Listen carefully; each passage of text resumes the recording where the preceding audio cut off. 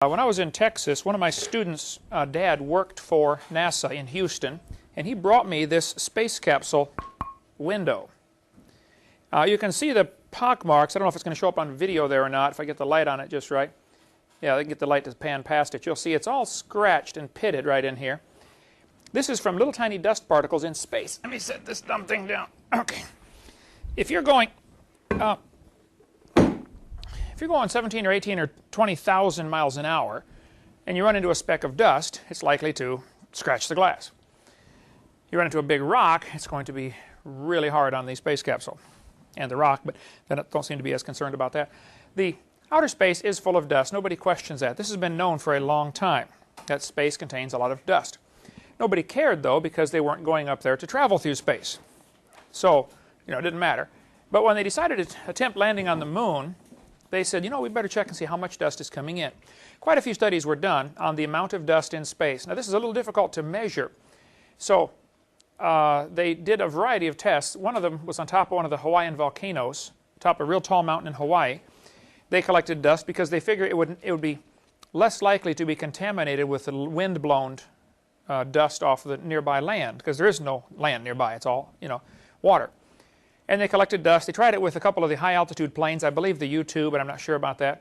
They went up and dropped down like a filter from a furnace filter and flew along in real high altitude for X number of miles for X, certain time, and calculated the area of the filter and how much dust they collected and said, okay, now how big is the world and how much dust is there in space? And through a variety of tests, they came up with varying numbers of how much dust is coming in from space, called cosmic dust.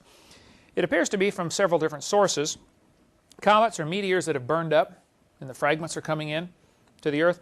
Littleton, a famous astronomer, said in 1955, now this date is important, in 55 he said that the X-rays and UV light striking the moon could, during the age of the moon, be sufficient to form a layer over it several miles deep. He predicted a dust layer several miles deep on the moon. Isaac Asimov said in 1959, this is also important, they hadn't been to the moon yet. He said, I get a picture, therefore, of the first spaceship picking out a nice level place for landing purposes, coming in slowly downward tail first and sinking majestically out of sight. Science Digest, January 1959, page 36.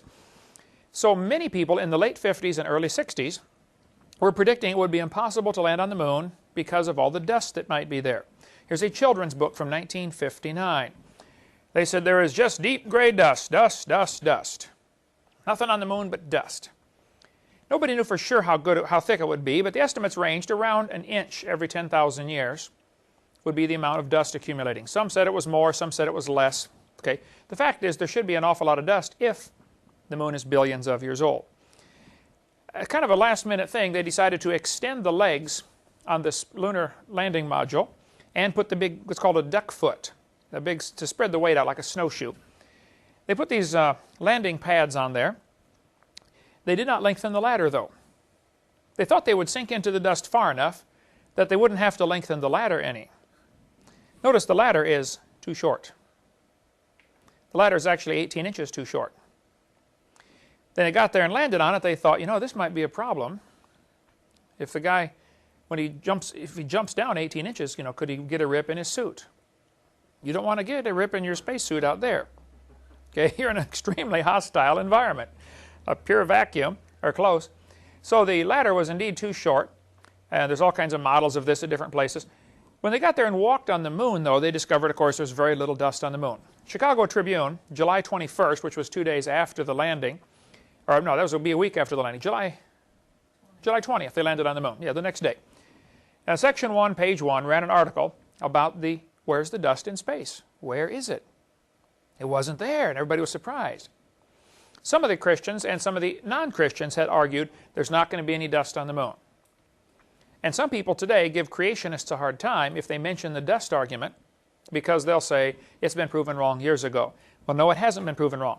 What happened was they left some plates behind to collect dust on the moon and see how much dust actually hits the moon, how many fragments and particles hit the moon of various sizes.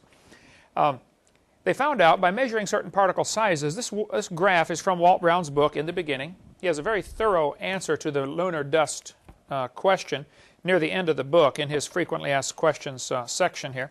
that goes through all sorts of interesting information if you want to get more on that. But he said they measured certain particle sizes. How many of this size hit the moon? How many of this size hit the moon?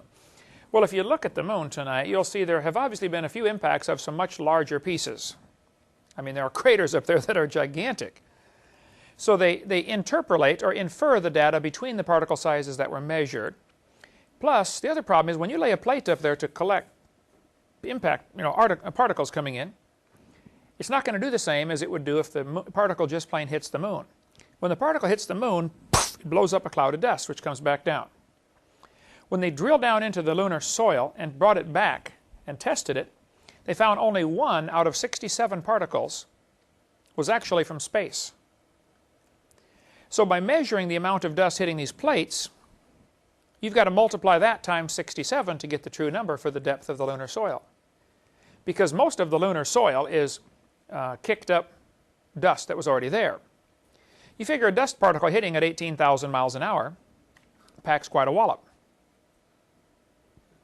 The mass times the velocity, is how it works. And even though there's not much mass, there's an awful lot of velocity.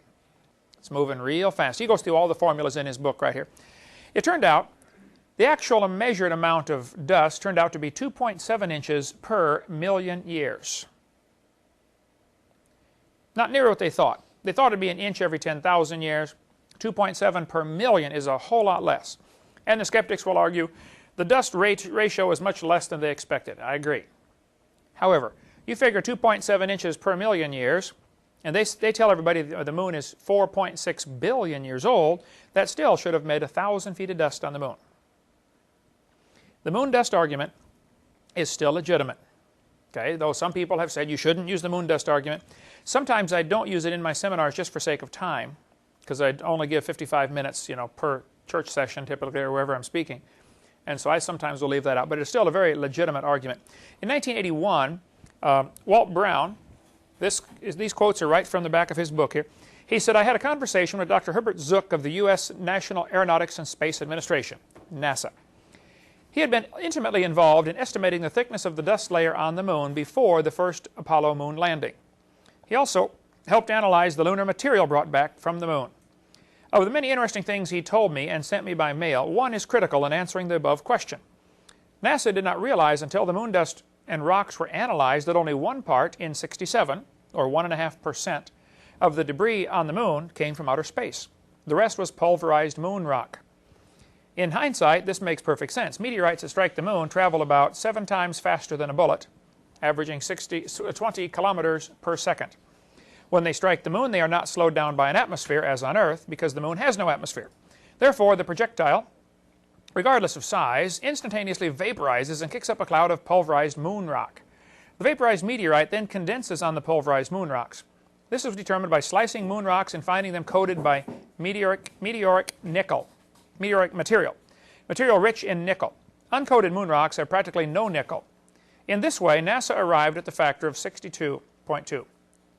And he covers this in his book about the details here, the velocity that it's going and how much energy it would carry and how much rock it would pulverize. So the moon dust argument is still, I think, very legitimate.